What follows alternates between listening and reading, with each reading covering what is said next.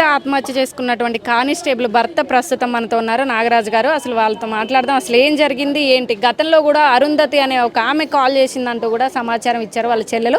అది నిజమేనా? అసలు జరిగి ఉంటే తన భర్తతో చెప్పుకున్నారా అసలు ఏం జరిగిందని? లేకపోతే అసలు ఇవన్నీ కూడా బయటకు వస్తే తన భర్త ఎక్కడ బాధపడతాడో అని ఏం చెప్పుకోలేక ఆత్మహత్య చేసుకుందా ఏంటి? ప్రతి ఒక్కళ్ళు కూడా కన్నీరు మున్నీరు అవుతున్నటువంటి వైనం. ఎక్కడెక్కడి నుంచో స్నేహితులు ఊరికొస్తున్నారు. అలాంటిది కట్టుకున్న భర్తకి తన భార్య ఏంటో తెలిసి ఉంటుంది. ప్రతి ఒక్కటి కూడా షేర్ చేసుకుంటారు. అంటే భర్త ఫస్ట్ స్నేహితుడు. అలాంటిది ఆయనతో మాట్లాడదాం ఒకసారి. అంటే అసలు ఏం జరిగింది నాగరాజు గారు? అసలు ఆమె చనిపోయేంత సిచ్యువేషన్ ఏం జరిగింది? కొంచెం పక్కదారి పట్టించేలాగా భార్యాభర్తల గొడవలు, కుటుంబ కలహాలు అంటూ కూడా ఒక వార్తను బయటికి లాగారు. మీరు ఎట్లా చూస్తారు? ఏం లేదండి, కుటుంబం అంతా మంచిగా అన్యోన్యంగానే ఉంటాం, అంతా బాగానే ఉంటాం. ఆమెకు అక్కడ ఉద్యోగంలో అక్కడ వేరే తోటి కానిస్టేబుల్ ఇబ్బంది పెట్టారు. గతంలో చెప్పుకుందాం మీతో ఎప్పుడన్నా? ఎప్పుడు చెప్పలేదండి నాకు. అంటే అసలు కనీసం మీ దాకా కూడా తీసుకురాలే ఆమె? ఆమె అంటే ధైర్యంగా ఉండేది? అసలు ఎట్లుండేది? ధైర్యంగా ఉంటుంది. మాకే ఇంకా వాళ్ళ చెల్లె కూడా చాలా గొడవలు ఉంటాయి వాళ్ళకు కూడా సర్చ్ చెప్పింది. ఒక వారం క్రితం నా గురించి మాట్లాడుకున్నారు, నన్ను కలుద్దామని వాళ్ళ చెల్లె సమస్య గురించి అనుకుందట. కానీ కనీసం ఈ సమస్య గురించి మాకు చెప్పిన అయిపోతుండే. కుటుంబాలను అందరికీ ఇన్స్పిరేషన్ అండి కొంచెం. ఆమె గట్టిగా మాట్లాడుతుంది. ఇంకా నాకే ధైర్యం చెప్పారు అంటే ఆమె సడన్గా ఇట్లా అవుతుందని నేనే షాక్లో ఉన్నానండి.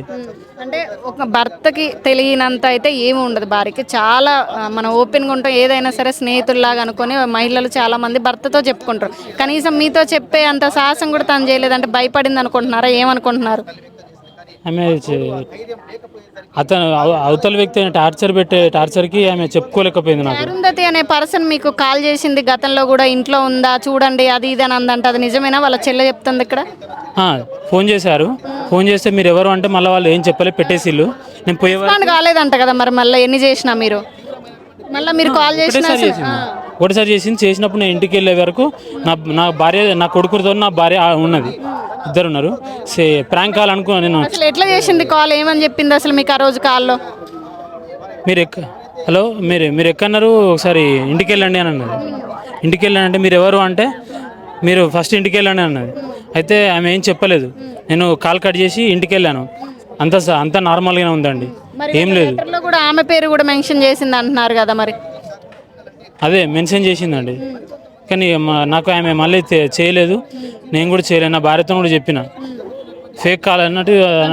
ఇప్పుడు మీరు ఏం కావాలనుకుంటున్నారు? అసలు ఏం చేద్దాం అనుకుంటున్నారు? అంటే కనీసం ఎవరైనా పోలీసులు వచ్చి మీతో ఎంక్వైరీ చేశారా? వాళ్ళ పోలీస్ స్టేషన్ పరిధిలో ఎవరైనా వచ్చారా? అసలు రాలేదండి, వాళ్ళ స్టేషన్ వాళ్ళు ఎవరు రాలేదు. మేము మట్టవాడ స్టేషన్కి వెళ్తే మాకు న్యాయం కావాలి. కంప్లైంట్ రేజ్ చేశారా మీరు? కంప్లైంట్ రేజ్ చేసాము నిన్న. అంటే సహకారం దొరుకుతుందా అసలు వాళ్ళ నుంచి మీకు?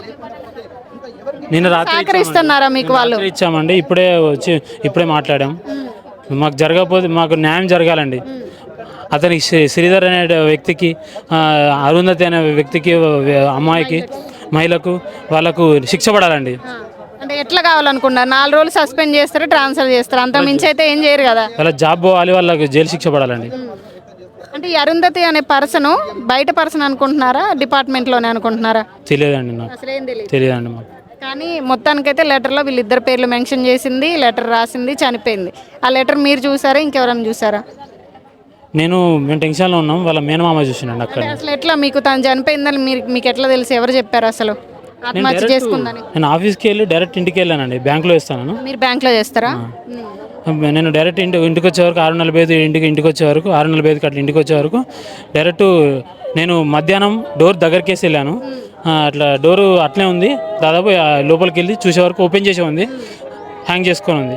చివరిగా మీరు చూసినప్పుడు తను ఏమన్నా కొంచెం భయపడ్డం కానీ, తను ఏదైనా ఆలోచనలో ఉన్నట్టు కానీ, నీరసంగా ఏమైనా కనిపించిందా? ఆమె నిన్న ఒక్కపోద్దు, ఆమె తినలేదు. నేను ఎందుకు తినలేదు ఏందని అంటే కూడా నేను పడుకున్న ఎందుకు డిస్టర్బ్ చేయాలని ఆమె ముందు రోజు night CM Revanth Reddy duty పడ్డది. అయ్యేసరికి ఆమెకు ఓపిక లేదనుకొని ఆమె రెస్ట్ తీసుకున్నాను, పడుకున్నాను అనుకొని నేను అనుకున్నా తర్వాత తింటుందని. అంతేనండి. చివరిగా ఎప్పుడు మాట్లాడంటే ఏం మాట్లాడుంటారు మీ భార్యతో? ఆ మాట గుర్తుందా మీకు? చివరి మాట, అదే మీకు జీవితంలో చివరి మాట. మార్నింగ్ రెగ్యులర్గా రొటీన్గా మాట్లాడండి. అంటే ఎన్నో కళలు కానీ ఉంటారు కదా, అబ్బాయి 9 సంవత్సరాలు మంచి జీవితం ఇవ్వాలి, మీరు బ్యాంక్ జాబు, ఆమె కానిస్టేబుల్, ఎన్నో కళలు కానీ ఉంటారు కదా జీవితం మీద. మంచి స్కూల్ వేద్దామని ఎప్పుడు అనేది 2 రోజులకే మొన్న కూడా అన్నది. వేద్దాం, మంచి స్కూల్లో చూసి వేయాలి, మారవాలి అనుకున్నాం. అది మాట్లాడదాం అనుకున్నది కాలేదు. ఇక అదే లాస్ట్ సీఎం డ్యూటీకి వెళ్ళింది వచ్చింది, ఇక అదే మీకు చివరి చూపు. అంతేనండి. చూస్తున్నారు కదా తన భర్త ఆవేదన మనం చూడొచ్చు. తన భార్య చాలా మంచిది, అసలు తన చాలా ధైర్యంగా ఉండేది, అందరికీ ఇన్స్పిరేషను. కానీ ఇవాళ తను ఆత్మహత్య చేసుకుంది. ఆ శ్రీధర్ అనే పర్సన్కి కానివ్వండి, ఎవరైతే ఆ లెటర్లో రాసిన అరుంధతి అనే అమ్మాయికి కూడా ఖచ్చితంగా శిక్ష పడాలి.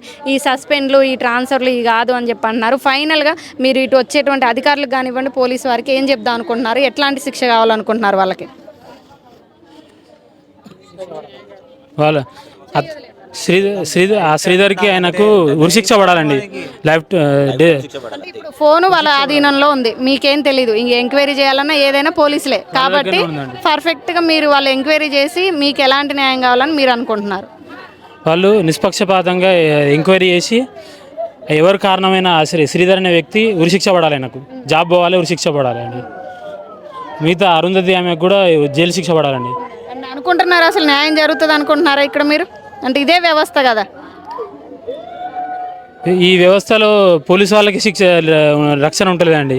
చూస్తున్నాం, మహిళా కానిస్టేబుల్ తనే ఒక పోలీసు, కానీ తనకే ఇవాళ జరిగింది. పోలీసులకే రక్షణ లేకపోతే ఎట్లా అండి? పోలీసులకే రక్షణ లేకుండా పోతుంది. మాకు న్యాయం జరగాలండి.